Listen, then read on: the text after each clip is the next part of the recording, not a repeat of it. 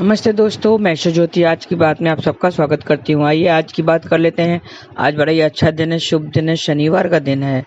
आपको तो पता है शनिवार के दिन घर से नेगेटिविटी को दूर करने के लिए बहुत अच्छे उपाय किए जाते हैं। घर के चारों कोनों में क्रिस्टल बाउल में सेंधा नमक रख दीजिए या फिटकरी का एक टुकड़ा रख दीजिए, काले होने तक वहीं पर रहने दीजिए और काला होने के बाद बदली कर दीजिए, तो घर से सारी नेगेटिविटी दूर हो जाएगी। अब मैं वास्तु से शुरू करती हूँ। आज की खास बात ले लेंगे और कृष्ण कथा में थोड़े से ज्ञान की बातें करेंगे, तो अंत तक बने रहिए और लाभ उठाइए।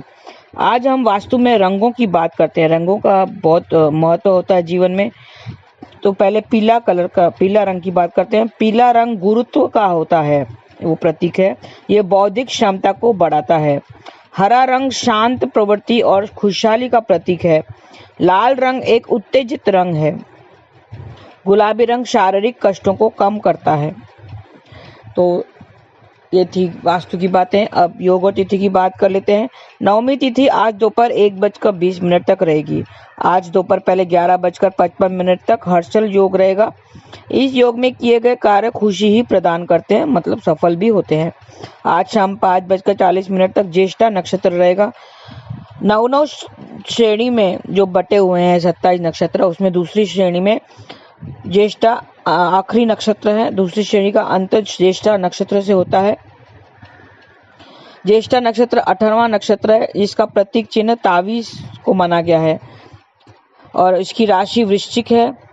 इसका संबंध चीड़ के पेड़ से बताया गया है, तो चीड़ की पेड़ की पूजा करनी चाहिए। आज उसे किसी प्रकार की क्षति नहीं पहुंचानी चाहिए। और आज की खास बात, आज सुबह 9:50 पर बुध पूर्व भाद्रपद नक्षत्र में गोचर प्रवेश कर चुका है। आज सुबह 9:50 पर बुध पूर्व भाद्रपद नक्षत्र में प्रवेश कर चुका है। 1 मार्च की रात 12:14 तक ये पूर्व भाद्रपद नक्षत्र में ही रहेगा। फिर उसके बाद उत्तर भाद्रपद नक्षत्र में जाएगा। तो ये थोड़े से जो नक्षत्र चेंज है उसमें राशियों में भी इफेक्ट करता है और मार्केट पे इसका इफेक्ट पड़ता है। इसके प्रभाव से सोना, चांदी, तांबा, लोहा, अनाजों के भावों में उतार चढ़ाव रहेगा। उसके बाद थोड़ी सी मंदी आ जाएगी। और आज दूसरी खास बात कर लेते हैं। कल मैंने 12 मुखी रुद्राक्ष की बात की थी, आज 13 मुखी रुद्राक्ष की बात कर लेते हैं। 13 मुखी रुद्राक्ष का संबंध शुक्र ग्रह से है, वीनस। शुक्रवार का संबंध शुक्र ग्रह और माता महालक्ष्मी से होता है। इससे शुक्र ग्रह अनुकूल बनता है और महालक्ष्मी का आशीर्वाद भी मिलता है। 13 धारियों वाला रुद्राक्ष 13 मुखी रुद्राक्ष कहलाता है। मैंने बहुत दिनों से हम रुद्राक्ष की चर्चा कर रहे हैं, तो उसमें जितनी धारियां पड़ी रहती है वो रुद्राक्ष उसका उतना मुखी हो जाता है। जैसे 13 धारियां होती हैं, ये प्राकृतिक धारियां अपने आप बनती हैं। तो 13 धारियों वाला रुद्राक्ष 13 मुखी रुद्राक्ष कहलाता है। रुद्राक्ष इंडोनेशिया और नेपाल में पाए जाते हैं। 13 मुखी रुद्राक्ष को कामदेव और इंद्रदेव का आशीर्वाद भी प्राप्त है। शुक्र का आशीर्वाद तो प्राप्त है, लेकिन इसमें कामदेव और इंद्रदेव का भी आशीर्वाद प्राप्त है। इंद्रदेव ने सामर्थ्य खोने पर, इंद्रदेव ने जब सामर्थ्य खो दिया था तो उसने 13 मुखी रुद्राक्ष धारण किया था। इंद्रदेव को राज्य वापस मिल गया था। वो धारण करने के बाद उसको राज्य वापस मिल गया था। कुछ ग्रंथों में इसे विष्णु जी द्वारा शासित भी कहा गया है। ये रुद्राक्ष धारण करने से सभी मनोकामनाएं, अपनी जो कामनाएं, इच्छाएं या वो सब पूरी होती हैं। धारक को आध्यात्मिक और भौतिक उपलब्धियां भी प्राप्त होती हैं। जीवन का पूर्ण रूप से उपयोग करने से सुख साधन भी मिलते हैं। ये रुद्राक्ष धारण करने से सभी कामनाएं, इच्छाएं सब पूरी हो जाती हैं। और इसे पहनकर महालक्ष्मी स्तोत्र या लक्ष्मी सूत्र का पाठ करना चाहिए। कई गुना अधिक लाभ की प्राप्ति कराता है ये 13 मुखी रुद्राक्ष। चारों तरफ से धन वर्षा होती है, आर्थिक स्थिति मजबूत होती है। शादीशुदा लोगों के लिए भी ये रुद्राक्ष विशेष रूप से फायदेमंद है। जीवन में ऊर्जा, ऊष्मा का संचार करने के लिए इस रुद्राक्ष को धारण करना चाहिए। घनिष्ठ संबंधों के लिए भी ये 13 मुखी रुद्राक्ष के साथ में एक 13 मुखी रुद्राक्ष और 2 6 मुखी रुद्राक्ष धारण करने चाहिए। तो आपके संबंध, आप किसको घनिष्ठ संबंध बनाने हैं किसी से, तो वो आप धारण कर सकते हैं। इस संयोग को मोहिनी संयोग कहते हैं। कलाकार, अभिनेता, नेता या लेखक 13 मुखी रुद्राक्ष धारण करें। उच्च पदस्थ पाने के लिए विक्रेताओं के लिए 13 मुखी रुद्राक्ष लाभकारी है और कार्य में सफलता के लिए यश, सम्मान, ख्याति के लिए भी 13 मुखी लाभदायक है। धारक में नेतृत्व की क्षमता आती है, वो अच्छा वक्ता भी साबित होता है। मनोविकार या मानसिक विकार को दूर करने के लिए भी ये बहुत सहायक है। तांत्रिक तंत्र से किसी प्रकार का अवरोध, जोड़ों में दर्द, रक्त की नलियों में रुकावट, जनेंद्रियों या गर्भ धारण संबंधित परेशानियां, अपच, थायराइड, आंख की समस्या और गर्दन संबंधित परेशानियां से 13 मुखी रुद्राक्ष दूर करने में सहायक होता है। ये सब जो भी परेशानियां हैं, ये शुक्र की परेशानियां हैं, शुक्र के प्रॉब्लम्स है ये, तो उसे दूर करने के लिए 13 मुखी पहनना चाहिए, क्योंकि 13 मुखी रुद्राक्ष पे शुक्र का प्रभाव पड़ता है। तो आप ये सब अगर इसमें किसी को भी अगर कुछ प्रॉब्लम है या गर्भ धारण करने में परेशानी हो रही है तो 13 मुखी धारण कर सकते हैं। इस रुद्राक्ष को अपनी दाहिने भुजा पर भी धारण किया जाता है। अगर भुजा पे नहीं पहन सके तो गले में माला के तौर पर भी पहन सकते हैं। रुद्राक्ष को गंगा जल या शुद्ध जल से पहले स्नान कराएं और थोड़ा सा चंदन घिस लीजिए उस पर। रुद्राक्ष को धूप दीप दिखाएं और एक सफेद फूल चढ़ाएं और शिवलिंग या शिवजी के फोटो से मूर्ति को रुद्राक्ष को स्पर्श कराएं और ओम नमः शिवाय का कम से कम 11 बार जाप करें। ये विधि आपको करनी है कोई भी रुद्राक्ष धारण करने के लिए। कल भी मैंने बताई थी, ये विधि पूरी करनी है। ओम नमः शिवाय का मंत्र जाप कर सकते हैं या महामृत्युंजय का मंत्र या तो अघोरी मंत्र आप जाप कर सकते हैं और ओम ह्रीम नमः ऐसा भी आप जाप कर सकते हैं और इसे सिद्ध कीजिए और फिर इसे धारण कीजिए। ये मंत्र मैंने बता दिए, मैंने कल भी बताए थे। तो ये थे आप 13 मुखी के बारे में जानकारी, आप जरूर धारण कीजिए। अगर आपको परेशानियां इससे संबंधित, शुक्र से संबंधित परेशानियां हैं तो आप ये धारण कर सकते हैं। तो ये थी खास बात। अब कृष्ण कथा में थोड़ी सी ज्ञान की बातें कर लेते हैं। आज माँ की बात करते हैं। एक दृष्टांत पेश करती हूँ, उससे आपको समझ में आएगा। जरा अंत तक बने रहिए तो इसका लाभ उठाइए।